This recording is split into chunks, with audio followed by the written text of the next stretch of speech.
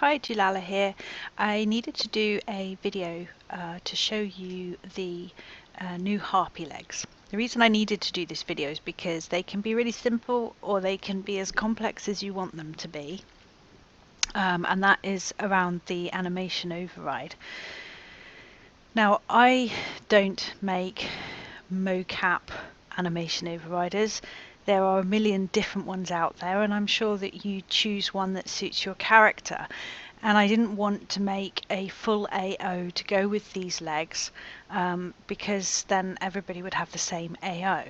So what I've done is something that I often do is make a blended AO.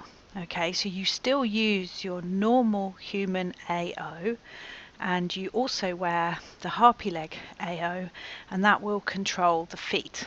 Okay, now this was made more complex because given that there are a million different AOs out there and their walks would all be different speeds, I had to try to give you as many options as possible to try and match the foot movement with the AO that you're using.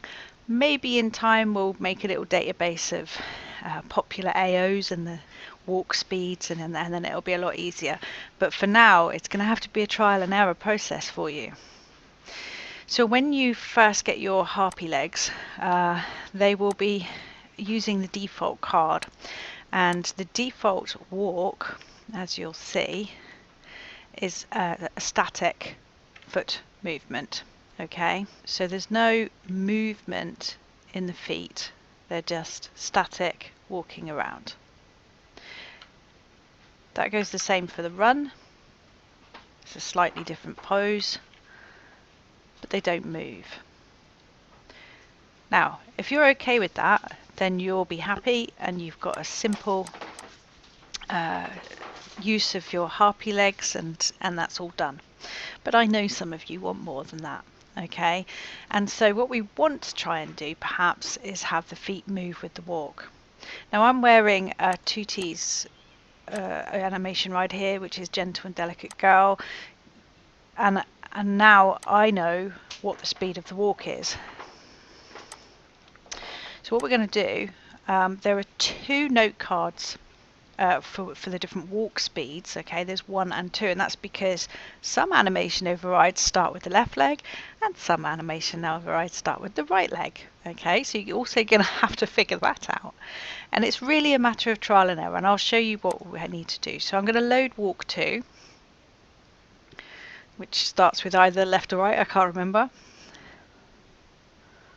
Let it load.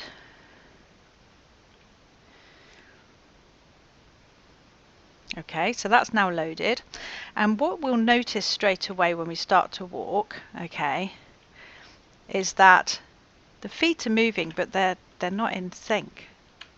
They are at times, but a lot of the time they're not. So they're walking on tiptoes and things like that. So that's why I say you need to just trial and error until you find the speed of walk that matches your human standard AO.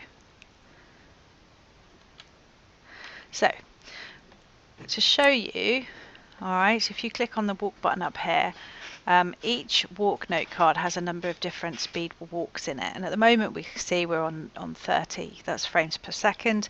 Of course, when you're making animations, or the people that made your animation overrider made animations, they may well work at 30 frames a second, 35, 40, but unless we know how many frames there are in their walk animation, it still doesn't help us determine the speed.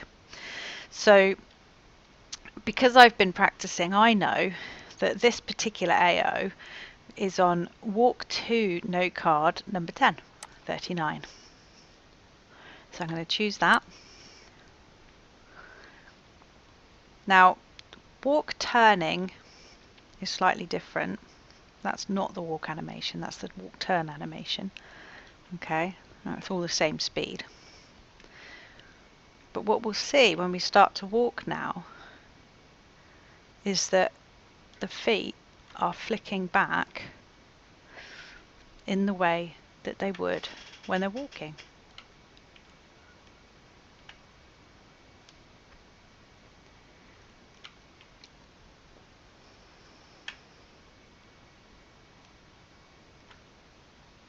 So you'll need to go through and choose, like I'm choosing number 5 here. I can see that straight away that that's not right. You'll see that at times it sinks in, but most of the time it's not. So just go through until you find the one that matches your AO. Once you've done that, of course, what you can do to save you having to choose the walk each time you load up the animation override or reset it, is that you can make a note card for yourself. I'll just let this load up, and you'll need to res this to do it properly. Okay, so you can see in here we've got the default note card. Okay, that's the default one there, and we've got walk 1 and walk 2. Okay, now once you've determined which walk speed and which walk note card works for your AO, you can delete all the others on this line and just leave the one that you want. Now, if you use different AOs at different times, then what I would suggest you do is make a copy of the note card and call it your own walk, okay, or perhaps the character name or something like that, and just put the walk animation and delete all the rest, and have that on the walking line. You can see here that there are a number of walk animations assigned to walking, so you would remove all apart from the one that you want. Okay, now there is the possibility to work with run as well, and inside the AO there are lots of run animations, but we don't have the ability like we do with walk to have lots of walks on one line. So you are going to have to just go through these if you want them. For most people, I think the static foot run is probably okay, which is why I haven't kind of gone into much detail on it, the run, and why it's not a big deal, I guess, that you know, it's only really for people who really want their avatar's run feet to move with the run. Well, then you're going to have to spend some time going through those run animations, assigning it to the note card. So let me just show you how you would do that.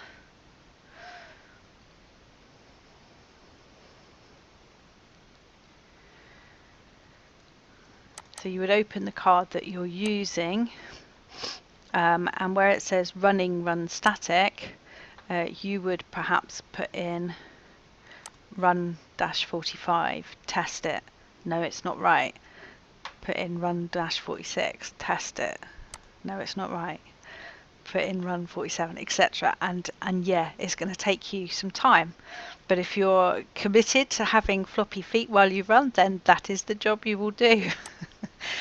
If it's any comfort, of course, I had to go through and test every single one of these, so you're not alone. So that's the kind of walk situation. Now with ground sits, I wanted the feet to go into a different shape when we sit. So if I ground sit using my Tutis AO, the feet are still in the stand animation, okay, which is mostly flat and then a few sort of clenches. Now if we go over to the harpy and use this feet sit, it'll kind of go the opposite way. So these are the feet sit animation, which are mostly clenched, the occasional splay. And that should work with most sits.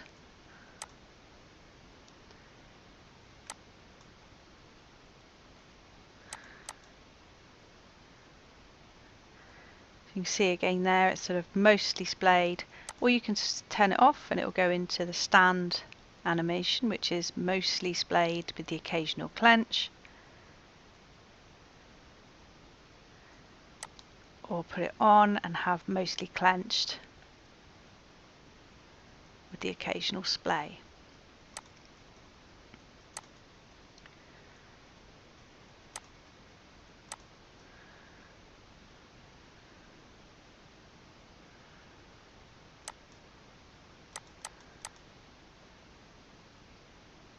Of course, when you've finished sitting, you would normally turn off your ground sit here. Don't forget to turn it off here as well.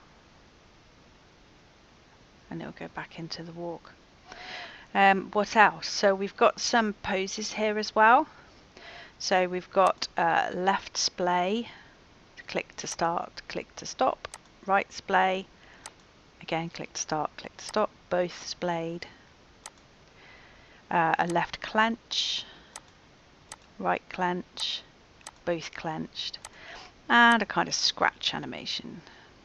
And that's looped, so again, click it to start it and click it to stop it. So that's just about it. If you need more help, if you click on the settings button here and click help, it will deliver a note card to you. You can of course contact Jinx Storebot, and that is the best way to get support from Jinx staff for Jinx products. When you contact the Storebot, it's not an automated response to you. It's not the bot isn't going to help you. Okay, what the bot will do is pass on your message to our group of CSRs and me, so then a real person will get back in touch with you. So don't be afraid to use Jinx Storebot. It really is the best way to get quick support at Jinx. Have fun.